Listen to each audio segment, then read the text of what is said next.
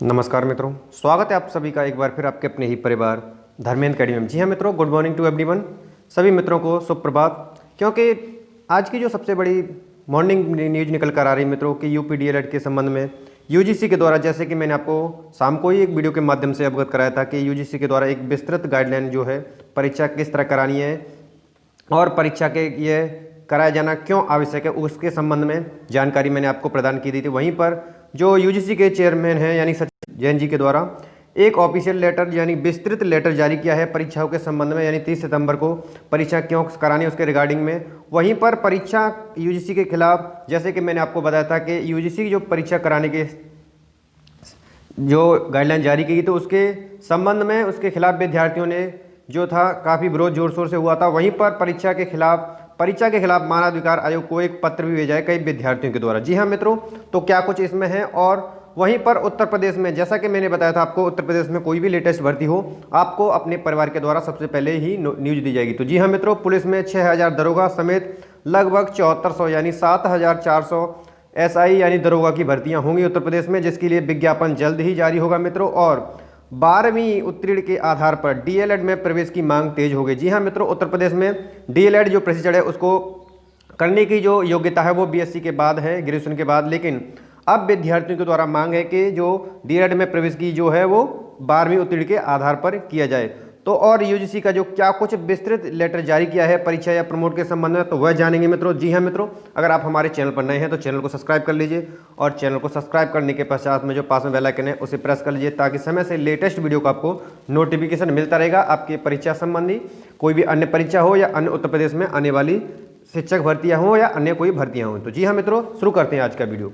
तो जैसा कि आप मित्रों देख पा रहे हैं यहाँ पर जो यूजीसी के जो सचिव हैं रजीश जैन जी के द्वारा ये लेटर जारी किया हुआ है। और डेट की अगर बात करें तो 8 जुलाई 2020 को यानी कि जारी किया है। और स्टैंडर्ड ऑपरेटिंग प्रोड्यूस एसओपी यानी कंडक्ट ऑफ एग्जामिनेशन यानी परीक्षा के संबंध में जो कराए जाने के संबंध में एक विस्तृत लेटर है। और ये काफ़ी विस्तृत लेटर है जिसमें आप देख सकते हैं कि यह बहुत ही लगभग 8 पेज का ये लेटर है। और इसमें स्पष्ट तरीके से यह किया है कि जो भी हमने परीक्षाएं कराने की जो तिथि निर्धारित की गई है वह विद्यार्थियों के सुरक्षा और स्वास्थ्य को देखते हुए की गई है। और विद्यार्थियों के परीक्षा कराया जाना क्यों आवश्यक है उसके संबंध में भी इसमें विस्तृत जानकारी दी गई है, जिसे आप स्पष्ट तरीके से अध्ययन कर सकते हैं मित्रों।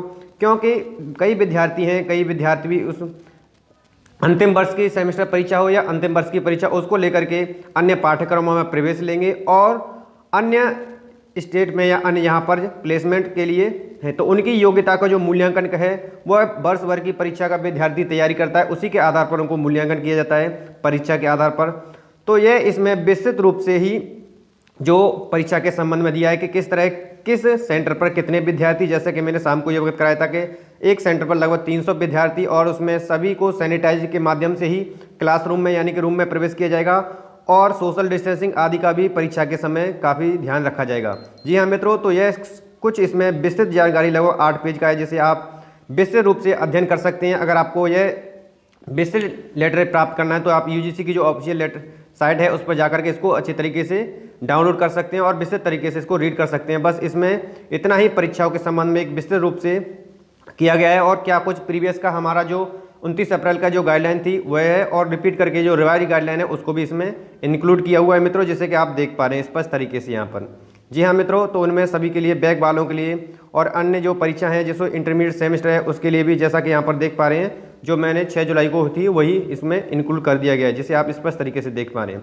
वहीं पर मित्रों एक छात्र संगठन जो कि यूजीसी की गाइडलाइन, जैसे कि मैंने बताया था कि कई विद्यार्थी इसको लेकर के जोर शोर से विरोध भी कर रहे हैं। वहीं पर छात्र संगठनों के द्वारा यूजीसी की जो गाइडलाइन दी गई थी उसकी जो प्रतियां हैं, कॉपियां हैं, वो उन पर फूंकी गई हैं, यानी कि उनमें आग लगाई दी गई है, जैसा कि आप इस वहाँ पर स्पष्ट तरीके से देख पा रहे हैं मित्रों।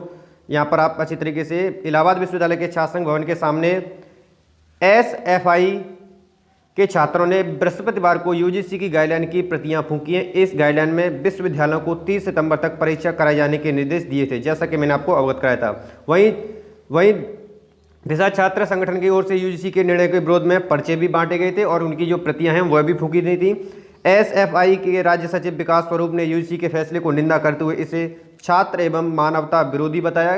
कहा कि यूजीसी के इस निर्णय से कई छात्र छात्राओं की जान जोखिम में पड़ जाएगी। प्रदर्शन में आदि ये सभी मौजूद लोग उपस्थित रहे थे, जो कि इनके द्वारा इस पर कहा गया कि यदि अगर यह स्थिति बनती है कि परीक्षा कराई जाती है तो संक्रमण अगर होता है तो इससे छात्रों की जो जान है जो जोखिम में पड़ सकती है। वहीं पर मित्रों, इसको लेकर के एक और जो है न्यूज आप देख पा रहे हैं कि परीक्षा के खिलाफ यानी यूजीसी ने जो परीक्षा के संबंध में जो गाइडलाइन रिवाइज गाइडलाइन जारी की थी, तो उसी परीक्षा के खिलाफ मानवाधिकार आयोग को भी विद्यार्थियों के द्वारा इलाहाबाद विश्वविद्यालय के जो विद्यार्थी हैं उनके द्वारा एक पत्र भेजा गया है। उसमें शिकायत की गई है कि इलाहाबाद विश्वविद्यालय के प्रश्नातक प्रथम वर्ष के छात्र अभिषेक कुमार सिंह ने कोविड-19 महामारी के बीच परीक्षा कराए जाने के निर्णय के विरोध में मानवाधिकार आयोग को पत्र भेजकर अपनी शिकायत दर्ज कराई है। आयोग से जवाब आया कि उनका पत्र स्वीकार कर लिया गया है और अभिषेक विरोध में कुलपति एवं परीक्षा नियंत्रक को पत्र भेजा, लेकिन उन्होंने अनसुना कर दिया। ऐसे में उन्हें मानवाधिकार आयोग को पत्र भेजना पड़ता, यानी कि पहले उनको परीक्षा नियंत्रक को पत्र भेजा था कुलपति को, लेकिन उनके द्वारा कोई जवाब न आने पर फिर उनके द्वारा इन परीक्षाओं के कोविड-19 के चलते परीक्षा कराए जाने के संबंध में मानव आयोग को एक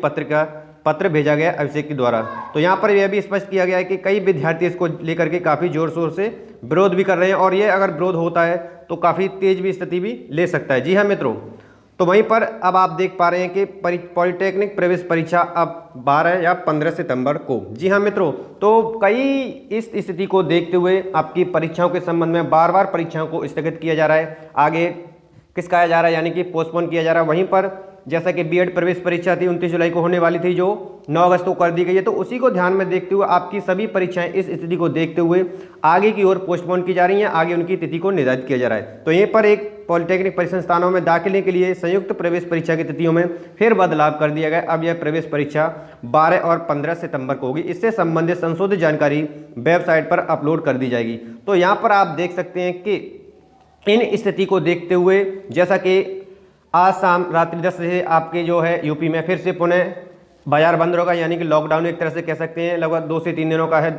तो वह भी स्थिति को आप देख करके भांप रहे होंगे, क्योंकि आपकी प्रथम सेमेस्टर और आपके द्वितीय सेमेस्टर हो, बीएड हो, बीटीसी हो, 18-19 बैच हो, तो वह सभी आप इस स्थिति को भांप रहे होंगे और इसके समझ में आप इससे बड़ी भांति अवगत हो रहे हो कि आपकी बार-बार परीक्षाओं की तिथि में बदलाव हो रहा है और आपकी जो गाइडलाइन है कि आपके संबंध में इंटरमीडिएट संबंध में कि बार-बार मैं रिपीट नहीं करूँगा, 30 जुलाई तक यदि स्थिति सामान्य होती है आपको प्रमोट ही किया जाएगा। तो आप अपने अन्य अध्ययन की स्टडी की तैयारी करें और अपनी तैयारी भी अन्य जैसे प्रवेश पाठ्यक्रम में है या अन्य कोई सीटेट यूपीटेट की तैयारी में भी जारी रखें मित्रों। तो वहीं पर बीटीसी प्रशिक्षित उम्मीदवारों को याचिका पर सुप्रीम कोर्ट की जो सुनवाई 13 को होनी है। यहाँ पर जो 69,000 में जो बीएड को शामिल किया गया था उसके रिगार्डिंग बीएड को बहाल करने के लिए बीटीसी विद्यार्थियों के द्वारा एक याचिका डाली गई थी, जिसकी सुनवाई 13 जुलाई को तय कर दी गई है। जी हाँ मित्रों, तो बीएड को बहाल करने की जो याचिका है उस पर जो सुनवाई होनी है वो 13 जुलाई को होगी, जो कि 69,000 शिक्षक भर्ती के संबंध में थी। जैसे आप देख सकते हैं, बीएड छात्रों को शामिल करने की चुनौती देने वाली बेसिक टीचर सर्टिफिकेट यानी कि बीटीसी प्रशिक्षित उम्मीदवारों के एक समूह की याचिका पर सुप्रीम कोर्ट को मंगलवार को सुनवाई करेगा। याचिकाकर्ताओं ने छात्रों का कहना है कि इस परीक्षा में बैठने के लिए बीएड के छात्र पात्रता नहीं रखते हैं, तो इसके संबंध में भी यह जारी। तो यह 69,000 से संबंधित थी, जिससे कि बीएड को जो प्राइमरी में एलिजिबल जो गाइडलाइन थी एनसीईआरटी उसके थ्रू एंट्री की दी गई थी, तो उसके पक्ष में ये सुनवाई होनी है मित्रों। तो यहाँ स्पष्ट तरीके से आप देख सकते हैं। वहीं पर आप देख पा रहे हैं कि पुलिस में 6,000 दरोगा समेत लगभग यानी कि 7,400 पदों पर पुलिस में यानी कि दरोगा की जो एसआई की भर्तियां हैं वो जल्द आने वाली हैं। इसकी तैयारी भी आप शुरू कर दें मित्रों। जी हाँ मित्रों, जैसे देख पा रहे हैं आप, विज्ञापन इसका शीघ्र यानी कि जल्द जारी होगा। उत्तर प्रदेश में सब इंस्पेक्टर और मिनिस्ट्रियल स्टाफ के लगभग 7400 पदों पर भर्ती की प्रक्रिया शुरू होने वाली है। इसमें सब इंस्पेक्टर के पदों की संख्या लगभग 6,000 होगी। उत्तर प्रदेश पुलिस भर्ती एवं प्रोन्नति बोर्ड ने इन पदों के लिए अगले हफ्ते विज्ञापन जारी कर सकता है। प्रदेश की मौजूदा सरकार के कार्यकाल में पुलिस में अप्रैल में 2017 से लेकर अब तक 1,37,253 पदों पर भर्ती की जा चुकी है, यानी कि और भर्ती बोर्ड ने इस बार सब इंस्पेक्टर की 6,000 पदों के साथ स्टेनोवा अकाउंटेंट समेत मिनिस्ट्रियल स्टाफ के 1,400 पदों पर भर्ती की तैयारी की है। सिपाहियों के जो 49,568 पदों पर भर्ती के हुए नौजवानों को फिलहाल ट्रेनिंग चल रही है। सिपाहियों के इन पदों पर भर्ती की परीक्षा का परिणाम मार्च 2020 में घोषित किया गया था। जी हाँ मित्रों, तो आप अपनी तैयारी में जुट जाइए, क्योंकि जल्द ही यानी कि एक हफ्ते के भीतर आपके जो एसआई की उत्तर प्रदेश में भर्ती आने वाली है सब इंस्पेक्टर, उसके विज्ञापन जल्द ही जारी होंगे और इसमें समेत इंस्पेक्टर के यानी स्टेनो अकाउंटेंट सभी मिनी स्टील के जो स्टाफ के 1400 पद हैं वो भी जोड़े जाएंगे। तो यह 7400 पदों पर भर्ती होने वाली है, जिसकी तैयारी में आप अभी से जुट जाइए। जी हाँ मित्रों, और वहीं पर 12वीं उत्तीर्ण के आधार पर डीएलएड में प्रवेश की मांग तेज होगी। जैसा कि मैंने आपको बताया था कि डीएलएड की जो प्रवेश प्रक्रिया है और यूपी टेट की जो 2020 की आने वाली है, तो वह स्थिति को देखते हुए अब सितंबर यानी कि बाद में हो सकती है। तो वहीं पर विद्यार्थियों का एक वर्ग का मानना है कि कई विद्यार्थी ये लेकर के 12वीं के उत्तीर्ण के आधार पर, क्योंकि उत्तर प्रदेश में जब जो डीएलएड प्रोसीजर है उसमें जो प्रवेश की जो स्थिति है या जो एलिजिबिलिटी क्राइटेरिया है वो ग्रेजुएशन के बाद उसमें एकेडमिक रोल के आधार पर लिया जाता है। वहीं पर विद्यार्थियों के द्वारा अब यह मांग उठने लगी है कि 12वीं उत्तीर्ण करने के आधार पर ही, उनके एकेडमिक स्कोर के आधार पर ही डीएलएड में प्रवेश की मांग दिया जाए उनको। तो यहाँ स्पष्ट तरीके से देख पा रहे हैं प्रदेश में डीएलएड यानी कि पूर्व प्रचलित बीटीसी में प्रवेश प्रक्रिया शुरू करने तथा शैक्षणिक अर्हता को स्नातक से घटाकर 12वीं कक्षा करने की मांग तेज हो गई है। उत्तर प्रदेश स्व विश्व पोषित महाविद्यालय एसोसिएशन ने परीक्षा नियामक प्राधिकारी प्रयागराज से मांग करने के साथ ही मुख्यमंत्री योगी आदित्यनाथ से भी गुहार लगाई है। उनका कहना है कि डीएलएड पाठ्यक्रम में दाखिले के लिए राष्ट्रीय अध्यापक शिक्षा परिषद एनसीटी ने विनियम 2014 में पात्रता उच्च माध्यमिक +2 यानी कि कक्षा 12 व समकक्ष परीक्षा में न्यूनतम 50% अंक उत्तीर्ण होना तय है। इसके बाद यूपी में डीएलएड प्रवेश के लिए पात्रता जो है स्नातक डिग्री रखी गई है।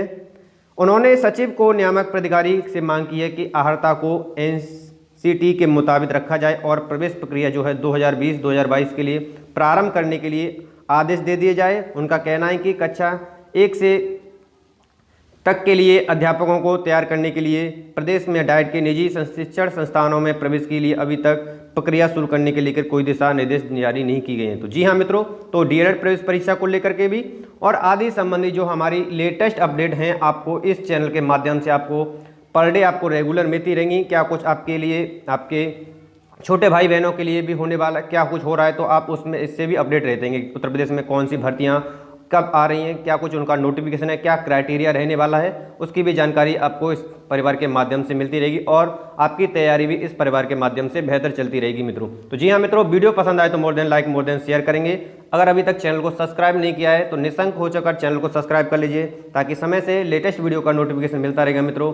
और आप हमारे किसी भी परिवार से किसी भी एग्जाम की तैयारी कर रहे हैं तो आप टेलीग्राम चैनल जो है धर्मेंद्र एकेडमी, वहाँ पर ज्वाइन कर लीजिए ताकि लेटेस्ट जो भी पीडीएफ है वह आपको वहाँ पर प्राप्त होता रहेगा मित्रों। मिलते हैं नेक्स्ट वीडियो में, तब तक के लिए धन्यवाद, नमस्कार मित्रों।